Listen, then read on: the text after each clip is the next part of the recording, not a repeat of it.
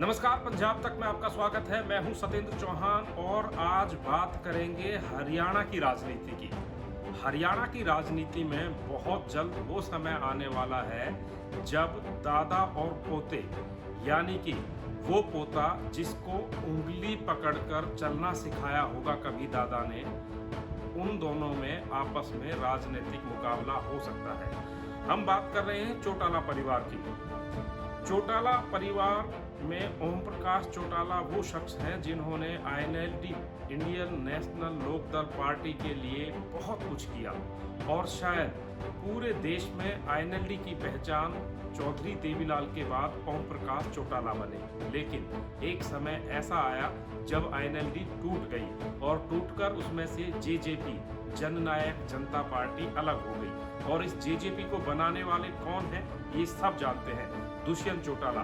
Dushyant Chautala doctor Ajay Chautala के बेटे हैं और डॉक्टर अजय चौटाला ओम प्रकाश चौटाला के बेटे हैं। इसको भी सभी जानते हैं। लेकिन अब जब ओम प्रकाश चौटाला 10 साल की सजा पूरी करके जेल से रिहा हो गए हैं तो राजनीतिक हलकों में ये कयास लगाए जा रहे हैं कि ओम प्रकाश चौटाला एक बार फिर से राजनीति में यानी कि पॉलिटिक्स में एक्टिव हो सकते हैं। इसके संकेत ओम प्रकाश चौटाला ने भी दे दिए हैं। उन्होंने खुद कहा है कि मैं भले ही चुनाव ना लड़ूं लेकिन किंग मेकर मैं बनूंगा, यानी कि मैं चुनाव लड़ाऊंगा और चुनाव लड़ाने का काम मैंने बखूबी किया है, ऐसा ओम प्रकाश चौटाला ने कहा है।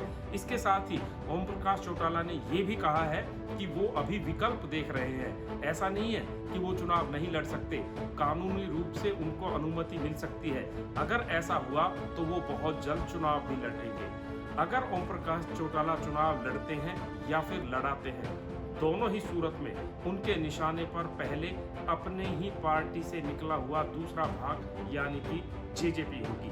ओम प्रकाश चौटाला जिस तरीके से राजनीतिक हलकों में बयानबाजी कर रहे हैं और निशाना साध रहे हैं मौजूदा भारतीय जनता पार्टी की सरकार पर, लेकिन उनके निशाने पर भाजपा से ज्यादा जजपा है, क्योंकि ओम प्रकाश चौटाला के दिल में कहीं ना कहीं एक टीस है कि उनकी पार्टी ही नहीं, उनके घर में भी कहीं ना कहीं दरार आई है। ओम प्रकाश चौटाला के साथ उनके छोटे बेटे अभय चौटाला हैं, तो अजय चौटाला दुष्यंत चौटाला के साथ खड़े हुए हैं। तो एक परिवार में दो दरार आने के बाद दो पार्टियां बन गई। एक पार्टी फिलहाल सत्ता में है और दूसरी पार्टी का आलम यह है कि फिलहाल उनके पास विधानसभा में कोई हाजिरी लगाने वाला नहीं है, यानी कि आईएनएलडी में अभी कोई भी विधायक नहीं है।